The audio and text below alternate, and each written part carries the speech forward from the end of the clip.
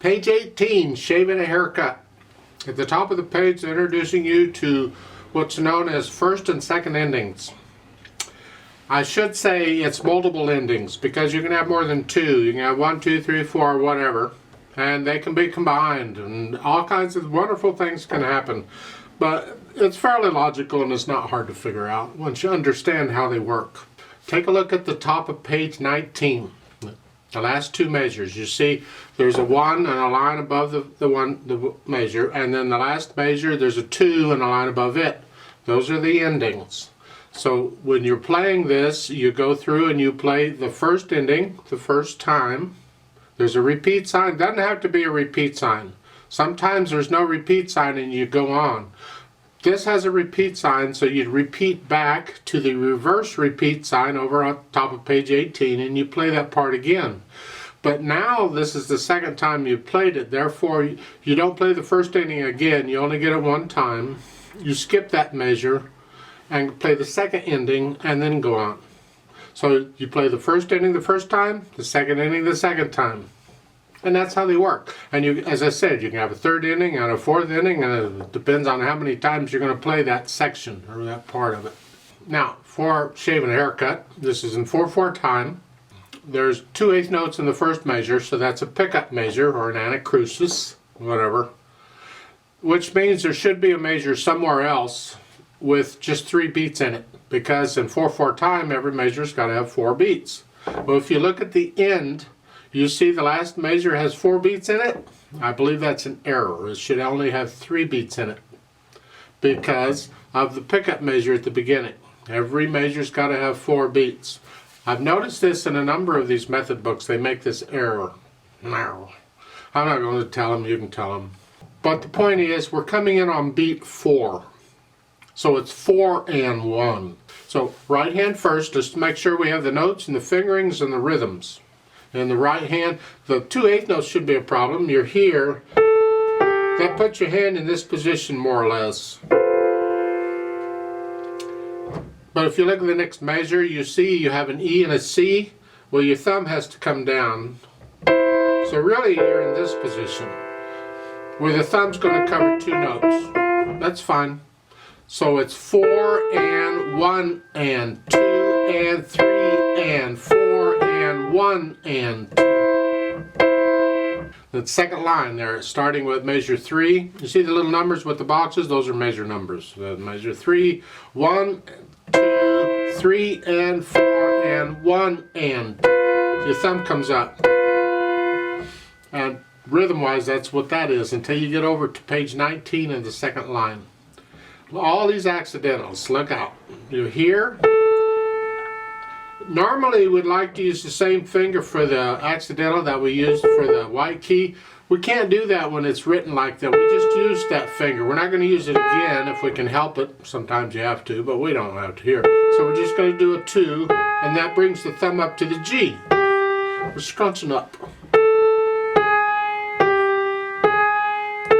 Like so. So rhythm-wise, 1 and 2 and 3 and 4 and 1 and 2 and 3 and rest and then they have the word move. That's not part of the music. That's just what the author has stuck in here to help you. Tells you got to move your hand down. We want third finger on the E here. So we went from here to here. You get 1 beat rest to do it in. So you're ending here. You lift up like and move. 1 and 2 and 3 and rest and. This is the third line down. First measure is fine. 2 and 3 and 4 and. Look out. 1 and 2 and. You got the 8th notes and that G's tied, so you're just hanging on to it. Then you're going to move again here. So just lift up and move.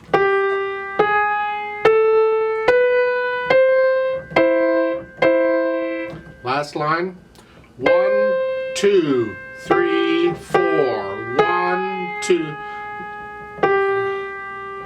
Last 2 measures. You have an F and a B, and an E and a C. Just move the thumb down. That's the right hand. Left hand, Starting thumb on middle C puts you here. So it's 1, 2, 3, 4. 1, 2, 3, 4. 1, 2, 3, 4. 1, 2, 3, 4. That's pretty much the left hand until you get to the bottom of page 19. The last two measures you have to move way down here. You got lots of rests and you got lots of time to come down here to a G and a C. Put the hands together. So the right hand was here and the left hand is here. So it's 4 and 1. 4 and 1 and 2 and 3. Lift up this half note when you play that second quarter note. Be careful. So again, 4 and 1 and 2 and 3 and 4 and 1 and 2 and 3 and. Hold these half notes down.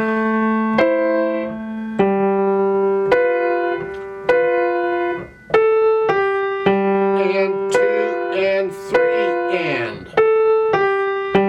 It's important that you lift that half note up on beat 3. Let's go over to page 19. The left hand doesn't play the second line at all, and it only plays the last measure of the next line. And on the bottom line there, it doesn't play till the end when you're coming down here. That's putting the hands together. Now work it out so that you can do it at a steady beat. It doesn't matter how fast you go, just the beat has to be steady, no hesitations. If you're hesitating anywhere, work on those little spots and get rid of that hesitation. Get to where you can play that without the hesitation. Once you can do all that, then we can add the articulation. On the staccatos, I'm going to flex at the wrist here. So the slurs you connected. And as I play that second quarter note, I lift up the half note, it's done. So it's 1 and 2 and 3 and. Second line, you're here.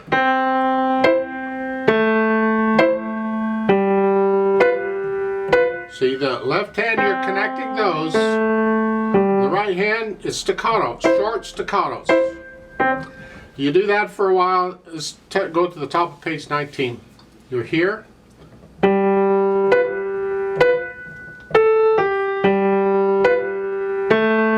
First ending. And then you'd repeat back over. But second ending, it's here. So let's do the top line on page 19 and go to the second ending. We'll pretend this is the second time we played this. It's here. Then go to the second ending. Rest. This is all connected. See the accent on the G? A little extra oomph. Then come down. Again, accent on that last note. 2, 3, 4. Lift up between these slurs. It's like taking a breath. Now here you have an accent on the second measure. 1 and 2. 4 and.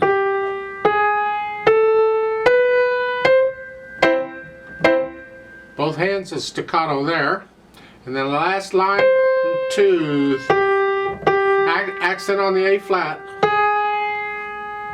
And then at the end, there's staccato and accented. Don't rush them. Stay the same beat you were doing. And in case you're wondering on these accents, let's go back to the second line on page 19, where you hear. There. It is typical. Even if there were not an accent there, we'd accent it anyway. And the reason is because of the syncopation. We're playing the note sooner than we expect to. That second measure, we expect this. There. But when you play it sooner, there, it comes quicker. Well, that's called syncopation. When you play a note out of rhythm like that and you're not expecting it. And when we do that, we usually accent that note. It helps to bring it out more. I mean, it brings it out anyway because it's syncopated, but we tend to do that just. And so a lot of times when you get syncopated stuff, you'll see accents, and even if you don't see the accent, you can probably still get away with putting an accent on it on syncopated notes. Just a little bit about interpreting music there. Then we can add the dynamics. Well, in this kind of music, in my opinion, the dynamics are, they're suggestions. They're suggesting moderately loud at the beginning. That's the melody. Everything else needs to be kept down. The melody is this.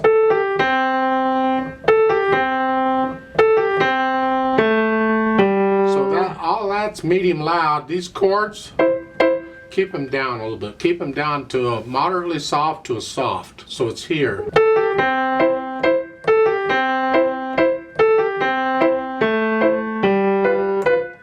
And you're basically staying there in that range. Now you don't have to stay exactly there. You can get a little louder and softer as you feel it. You have to feel the music. Now when you get over to the page 19 second line, you come up a little bit to loud here. Makes the accented note a very loud note. Staying that way until the next line, you come down a little bit to medium loud. Makes the accented note a loud note. And then you're going to go up to loud, but don't get loud until the next measure. There. And then the last line, you're loud all the way through. Speed, it's a happy piece. About what I was doing, I think.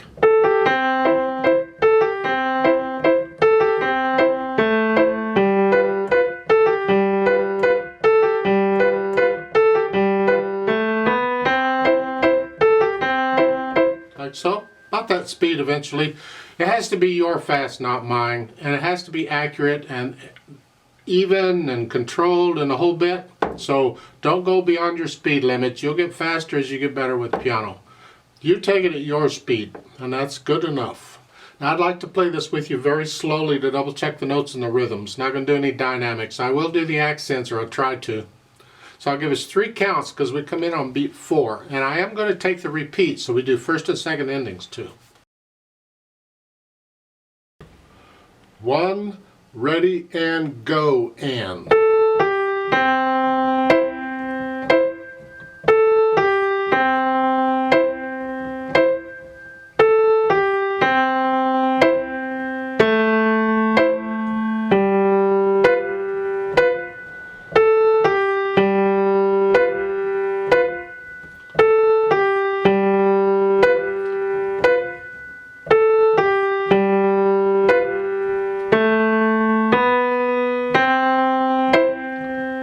Repeat.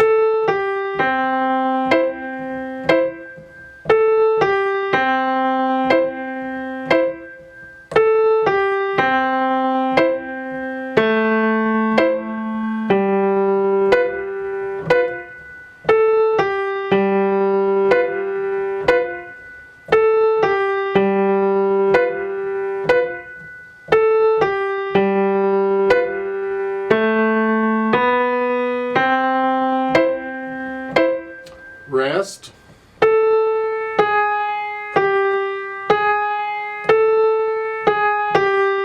And rest in.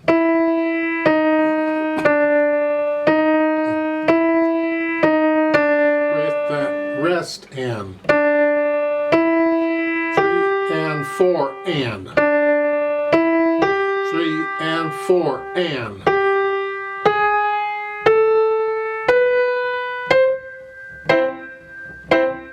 Rest. 1, 2.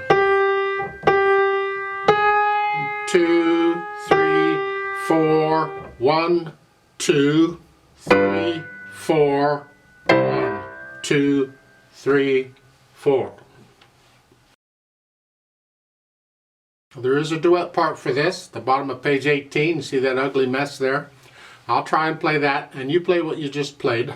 But we're going to go a little faster, not full speed, but faster. I also need you to go up an octave on the keyboard again. This is typical. You just pretend middle C, instead of being here on your keyboard, is here. Just pretend it's here. So instead of here, you're going to be here.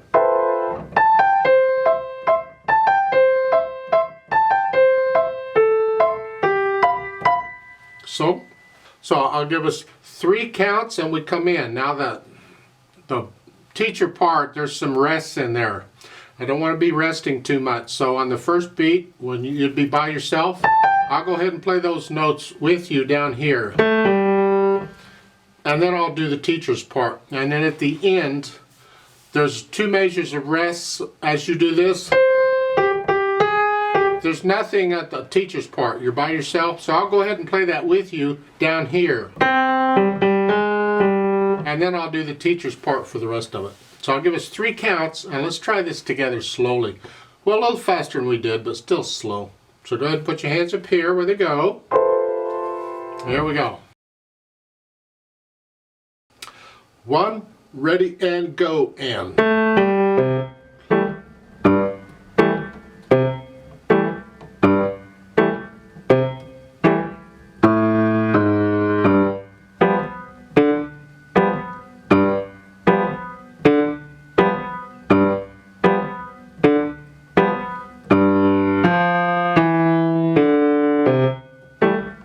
Repeat.